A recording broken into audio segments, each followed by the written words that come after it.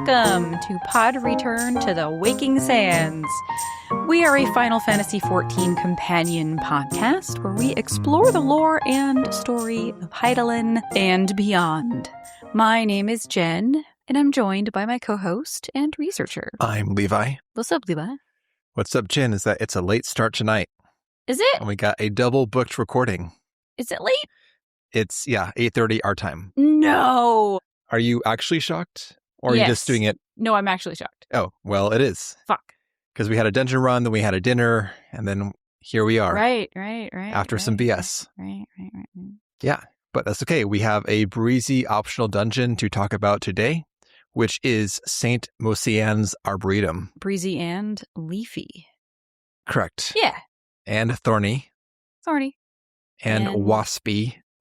Poison-y. Yes, all of those things. B-E.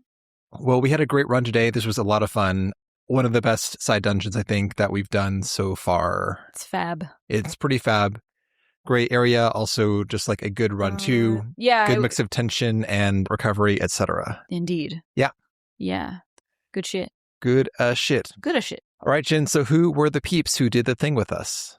We ran with Lilius Lith as our warrior and Nykthos Thar as our black mage.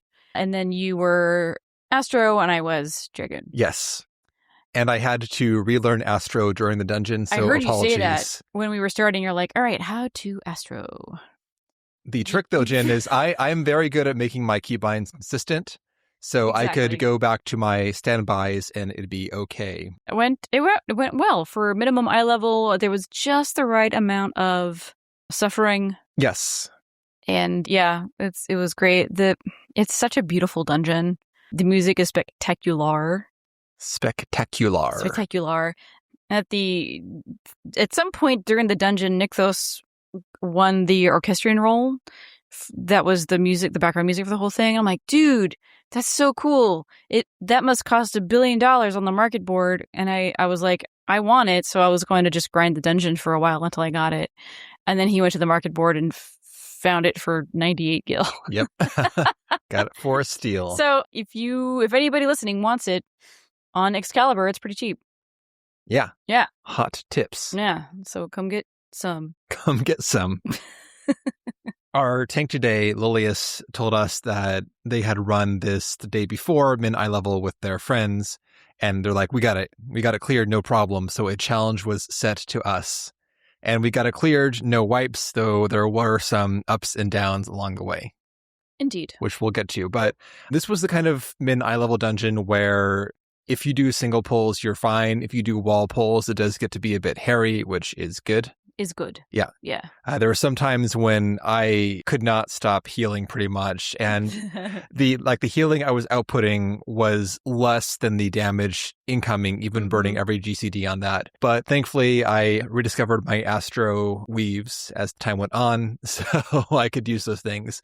And actually, the card effects were pretty helpful because you have the one DPS card and then you have the two support cards. And I did not recall what they did, but I just dropped them on the tank as I had to, and they helped.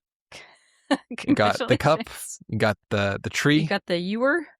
Yeah, the tree's like a shield because it makes no sense, and the cup's like a hot, I think, I don't know, whatever. Anyways, point being, one for DPS, two for tanks. That's the Astro system, so that's where they went. Look at you. Look at me. So yeah, let's get down to it. Well, I guess we're just tooling around the abandoned Charlene colony, and we find a treasure hunter who looks a little disheveled. And they say they think we're like a Morble, and they're still reeling from getting chased by a bunch of Morbles. And we're like, no, we're a person. And they said that they were in St. Mocianne's Arboretum looking for some treasure, but like, goddamn, there's just so much riffraff in there. It's not doable, but hey, you look like the kind of person that handles garbage like that all the time. So maybe you could help us out. And we're like, yeah, totes. So they asked us to go speak to their friend, Sani, who's hanging out in front of the Arboretum, for more deets. And so we do. And you know, it's been literal years since I've done this dungeon, and I remember this NPC vividly. As soon as I saw him, I'm like, that guy! Just super dark-skinned here with a big blonde fro. Very distinctive. Anyway, he's like, yeah, so we're trying to get in here because there's cool stuff in there. And there's like this particular thing that we really need, but there's no hope for us. Maybe if you could go in there and clear a path, that would be great. So we can finally get this thing that we need. That's very important. And he doesn't tell us what it is. Not suspicious at all. Yeah. And I'm like, honestly, I've done this so much, I don't care. Pretty much that. I'm just going to do it. So. Yeah, I assume that they want some garbage, some relic. Yeah, there's some, I don't know, like a chest full of gil or like a tome full of spells that will let them rule the world. Like, I don't care. But it's pretty much that. There's probably something valuable in there. Sure. Have at it. Yeah. I will do a dungeon because it is fun. So that is it. That is the unlock. We have unlocked the dungeon. Jen, the Arboretum, as you have pronounced it. Arboretum. Arboretum. Arboretum. Arboretum. Yeah. Jen, the Arboretum. That better keep that in. The little exchange. Keep that in. Fine. Quick note. Arboretum is indeed the correct pronunciation, but Jen has said to keep in her shame, so there it is. This will sound familiar to long-time players, people who have progressed through to the current expansion or the one before it, as this is essentially a collecting facility for all sorts of flora from across the world. Yeah. It's botanist's dream. It is. And when the Charlayans abandoned the colony, they left all that shit behind, and it has gone wild. Mm-hmm. Wilder. Yes. And sentient in some cases. Yes, and yes. But the question first is, who is the namesake of the Arboretum? Who is Saint Mocianne? Well, Saint Mocianne is a person True. of old. Nailed it. Who has been canonized and worked with plants. Nailed it. That's actually very funny, Jen, because on one of the wiki pages, there's like an etymology section, and it just has the definition of saint. They're like, this is all we got, guys. Wow. Here's what a saint is. Thank you. I think it's on... Very helpful. Yes, it is fandom. Oh. Good job, guys. But no, Saint Mocianne, they are a person for real in Eorzean history who essentially took it upon themselves to undercut like some sort of apothecary herbalist cartel that were trying to choke out the small people to gouge them on healthcare prices. Oh, what's that like? Yes. But Saint Mocianne, just called Mocianne back in the day, she went out into the wilds and gathered her own herbs and distributed them for free to the people in need, to the sick and injured, therefore bypassing the market control. Ha. And she wove these herbs into flower wreaths to get them past the guards who were in on it, who are controlling the supply. Oh, wow. So she had to take these medicinal herbs, put them into wreaths, then bring them through before passing them on to the sick and or needy. My goodness. We can start doing that with insulin. Wait, here's my heroin wreath. It's all good, like, guys. That's fine. If they knew it was insulin, then... Yeah. Oh, well. Yeah. Trying to undercut the Straight market to here. Jail, yeah. Is that in your Pfizer insurance plan? Enjoy that.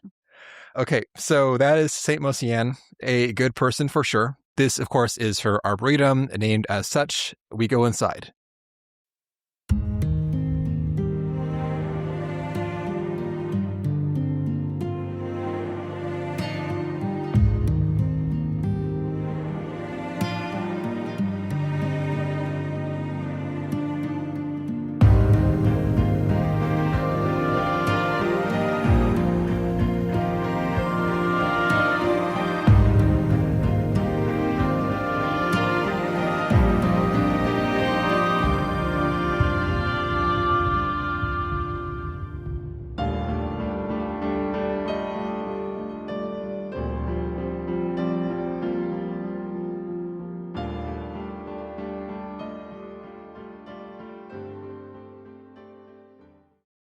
We go inside to see a giant tree having pierced the ceiling of it. I don't know if this is always the same time of day, but we went in at night and it had like moon rays coming down past the tree. I don't recall if it does like sun rays during the day. I don't know. It seemed bright enough. I swear it was daytime when we went. It's fantasy night, so it's always bright. Well, sure. But I couldn't tell one way or the other. It seemed like no matter what, even if it was like high noon, it would still be pretty dark in there. Perhaps. So we fight through a lot of different cool-looking plants and cool-looking plant enemies. You got Morbles, you got the tree guys, the Ints. We got the Rafflesia. The red trap, Yeah, there's a plant mob that's in here, in short. Right, yeah. And also hornets and... Well, that's not yet, but correct. Oh, Spoilers, Jen. Sorry. Wow. I apologize. Thank you. I appreciate that. We fight through the first guys and we get to the first boss, who is the Rose Garden. This is a Gigante Morble.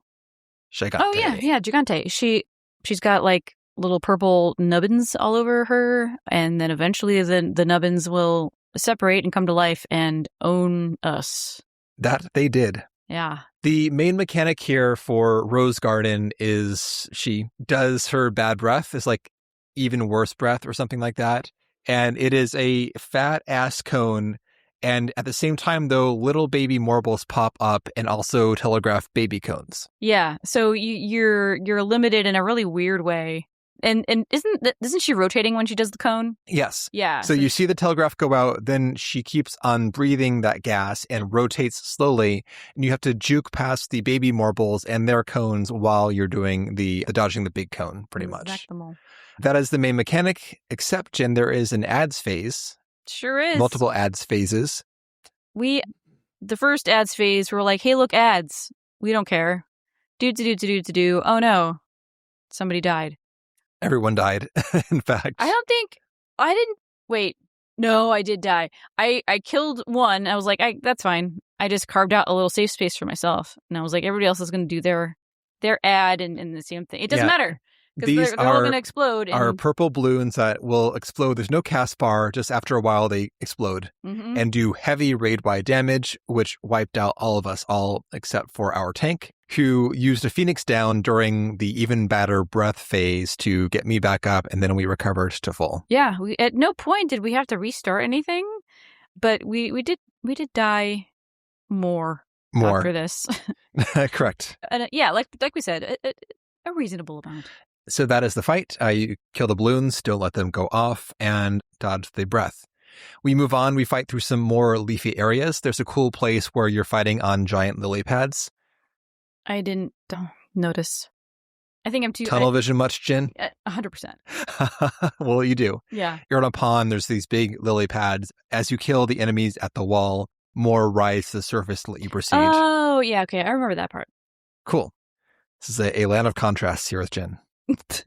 Beyond that, we get to a honeycombed area. This is the bee zone. Bee zone.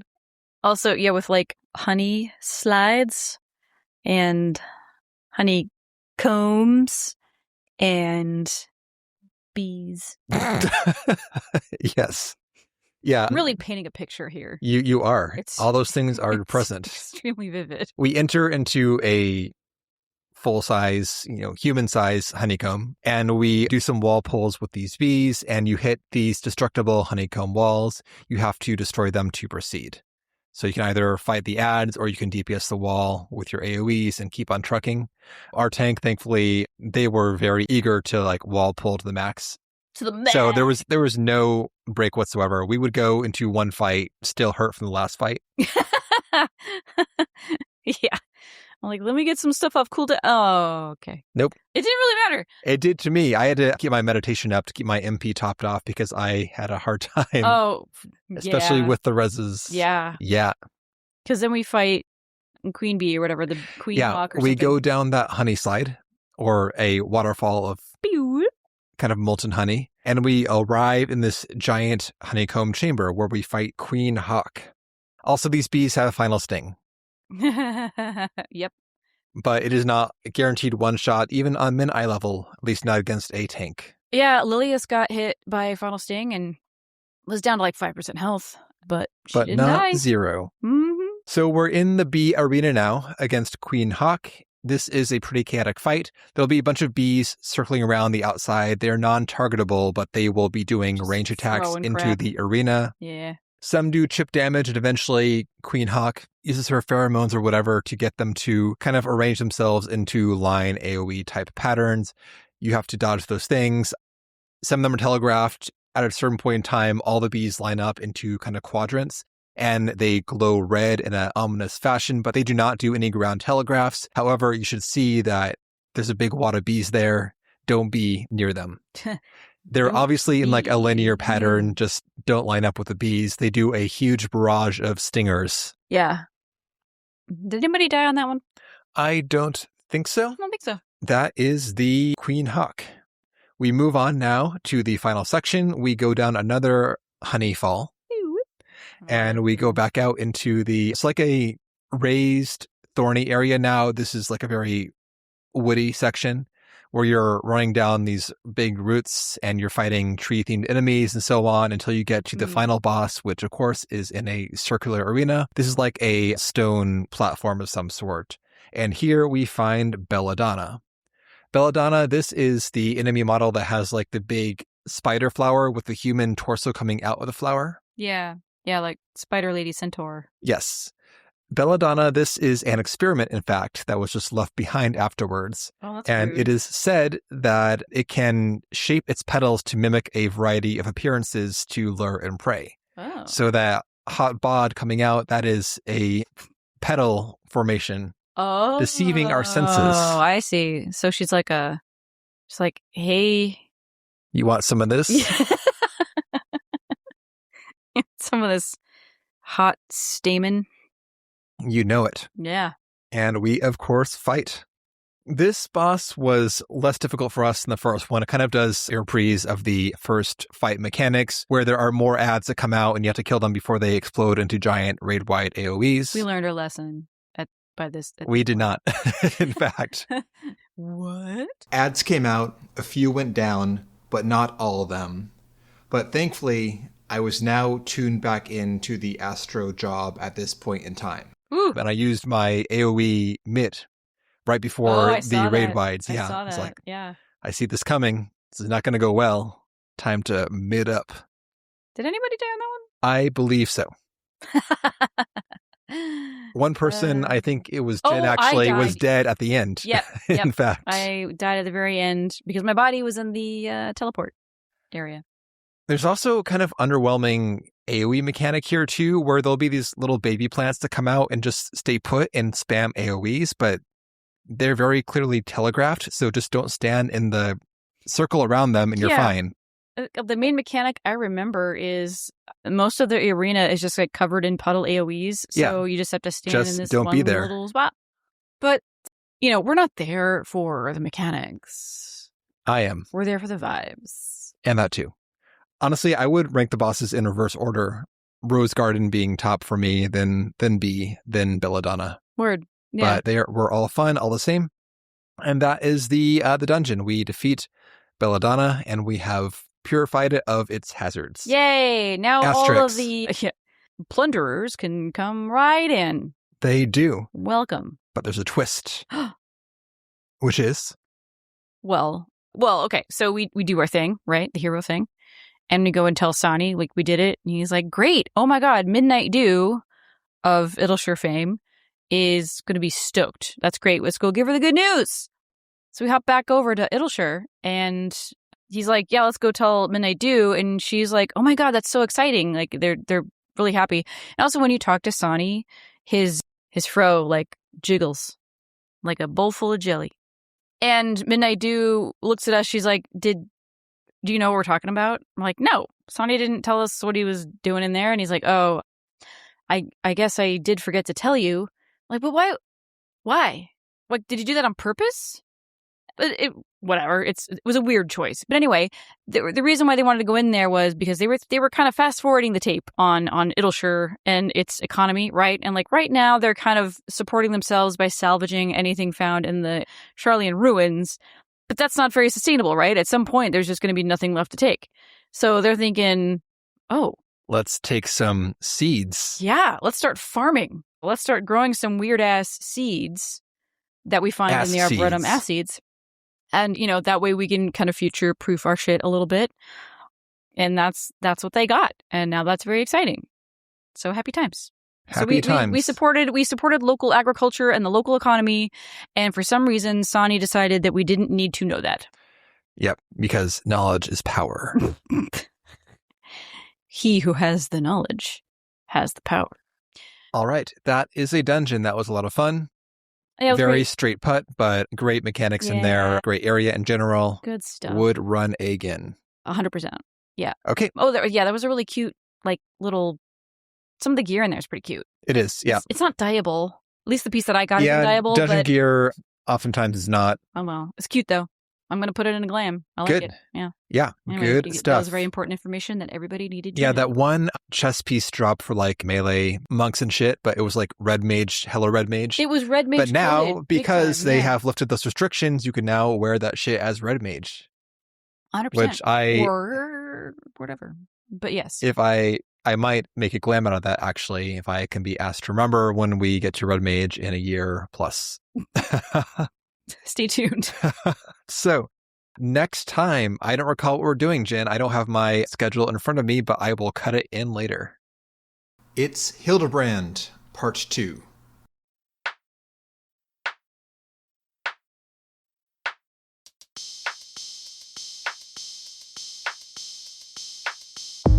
And that will do it for today's episode. Thank you all so much for listening. And, an altruistic treasure hunter, I did not seed that one coming. If you want to get in touch with us, you can at podreturnffxiv@gmail.com.